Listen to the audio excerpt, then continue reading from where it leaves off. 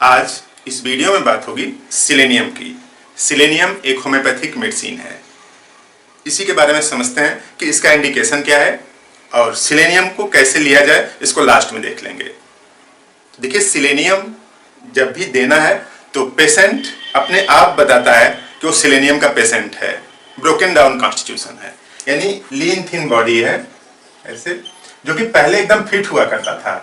पहले एकदम फिजिकली और मेंटली दोनों एकदम फिट था, लेकिन अब क्या है, उसकी बॉडी टूट चुकी है।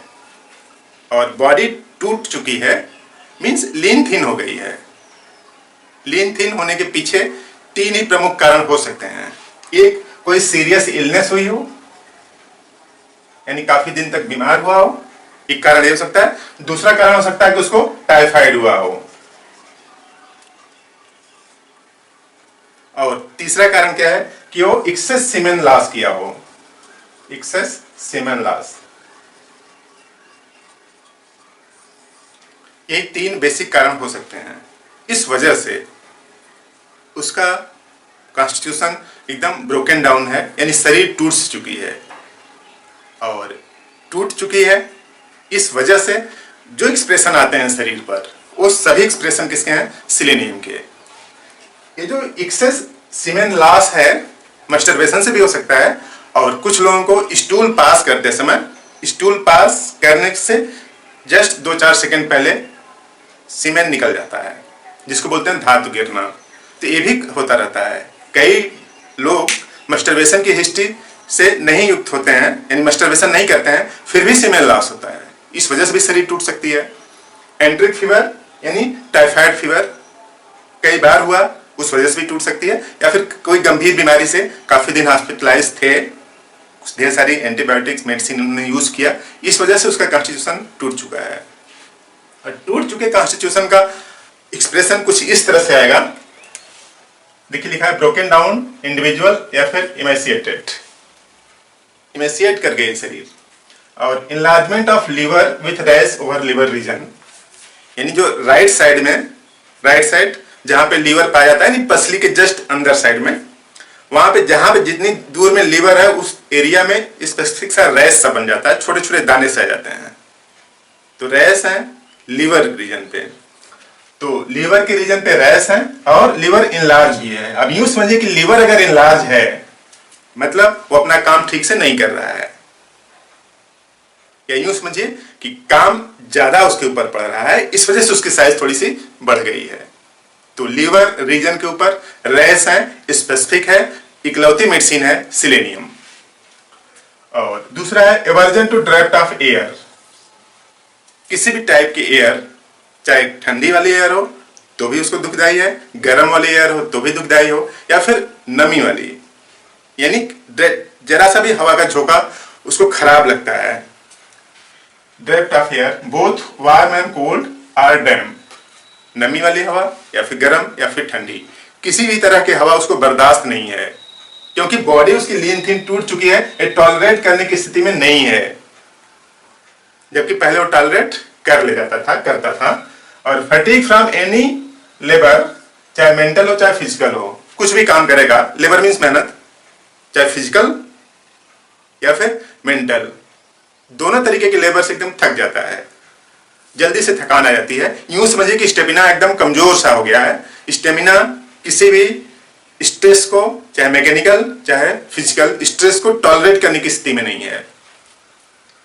इस तरह से फटीग हो जाता है। और desire to lie down and sleep, ये बंदा हमेशा सोचता है कि लेटे रहें, क्योंकि शरीर में एनर्जी नहीं है। शरीर में जब एनर्जी नहीं है और जो भी फूड सप्लीमेंट ले रहा है उसकी एनर्जी को यूटिलाइज नहीं कर पा रहा है, तो हमेशा थकान सी लगी रहती है। कुछ लोग ऐसे होते हैं कि कुछ भी नहीं करते हैं, बिना काम किए भी थक जाते हैं। इसी वजह से हमेशा इसको लगता है कि सोए रहें, सोए रखने का मूड करता है, तो स्लीप, सोना चाहता है। इमेसिएशन ऑफ फेस, फेस का इमेसिएशन हो सकता है, या फिर hand, feet, legs or single part, single part का इमेसिएशन हो सकता है। किसी पार्ट में वो इमेसिएट कर जाए, दुबला पतला हो जाए। पूरी बॉडी तो लीन थिन है ही, स्पेसिफिक पार्ट में इमेसिएशन हो जाएगा, यानी वो कुछ हद से और ज्यादा पतला हो जाएगा, और पतला हो जाएगा तो उससे काम करने की एफिशिएंसी भी कमतर हो जाएगी। तो इमेसिएशन है फेस में हो सकता है hand, feet, legs and single part. और हेयर गिर रहे हैं, यानी शरीर सपोर्ट नहीं कर पा रही हेयर को भी। सर के बाल तो गिरे गिरेंगे, आंख के बाल, दाढ़ी के बाल, या फिर जो जेनाइटल एरिया है वहां के भी बाल गिर जा रहे हैं। तो इस तरह से यूं समझिए कि बाल का गिरना शरीर की कमजोरी का एक बेहतर इंडिकेशन है। तो यहाँ पे बाल, दाढ़ी, मूछ के साथ साथ जेनाइटल्स के भी गिर जा रहे हैं। तो ये भी एक इंडिकेशन है कि शरीर के अंदर एनर्जी नहीं है, यानी यूं समझिए कि जो हेयर को पोषण करने के लिए जो न्यूट्रिएंट मटेरियल चाहिए वो शरीर में कमतर है, नहीं है। इसी वजह से बाल गिर जा रहा है। और stool large hard impacted and required mechanical aid. Stool जो है इकट्ठा हो जाता है ढेर सारा, स्टूल पास ही नहीं होता, 2-2, 3-3, 4-4 दिन तक स्टूल पास नहीं होता है। इवन उसको मैकेनिकल एड यानी अंगुली से निकालना पड़ता है या फिर इनेमा लगाना पड़ता है, तब जाके स्टूल पास होता है।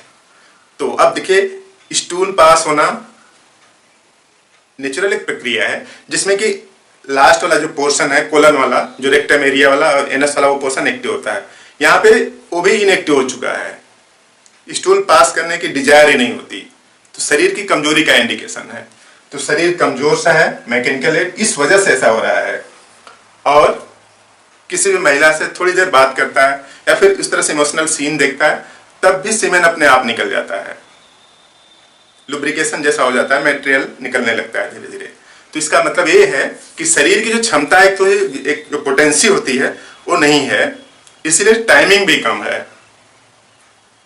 और परफॉर्म नहीं कर पाते। तो टाइमिंग भी कम है, ईडी की समस्या है, इरेक्टाइल डिसफंक्शन की समस्या है, परफॉर्म न कर पाने की समस्या है। तो इन सब समस्याओं के पीछे का बैकग्राउंड यही 3 रीजन है। सीरियस इलनेस, कोई लंबी बीमारी हुई थी, या फिर टाइफाइड हुआ था, या फिर सीमेन लॉस हुआ था, मस्टरबेशन की वजह से भी हो सकता है, या फिर स्टूल पास करते समय स्टूल जब हार्ड होता है तब निकल जा रहा हो। तो इस तरह के डोमेन को कवर करता है सिलेनियम। सिलेनियम उसी फैमिली का है जिस फैमिली के सल्फर हैं। देखिए, सल्फर, सिलेनियम, टेल्यूरियम, एक 3 मेडिसिन है। एक सल्फर है, आप जान रहे हैं, एक टेल्यूरियम भी है। उसी सीरीज का क्या है, सिलेनियम भी है। यानी सल्फर, सिलेनियम, टेल्यूरियम और एक पोलोनियम, ये रेडियोएक्टिव एलिमेंट है। तो ये एक ही ग्रुप के हैं।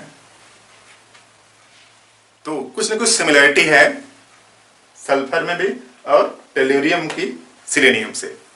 तो इसी तरीके के बेहतरीन सिम्टम्स को कवर करती है, ठीक करती है। लेना कैसे है, आप इसकी 200 पोटेंसी लीजिए, 200 पावर की लीजिए दवा, और हफ्ते में 1 दिन लीजिए, सुबह 4 बूंद, 5-5 मिनट में 3 बार। तो इस तरह से 15 मिनट के अंतराल में 3 डोज हो जाएंगे और सिलेनियम का बेहतरीन एक्शन दिखेगा। जो ब्रोकन डाउन कॉन्स्टिट्यूशन है, जो टूट चुका है, वो रिपेयर होगा और बॉडी की जहाँ भी मसल्स लूज हुई हैं, इमेसिएट किया है, उन सब में सुधार दिखेगा। इसी तरीके का और बेहतरीन वीडियो आपको मिलते रहें। चैनल को सब्सक्राइब कर लें, नए हैं तो। बात पसंद है वीडियो को लाइक करें, शेयर भी कर दें और लोगों की इन्फॉर्मेशन है। आपने पूरा वीडियो देखा, थैंक यू।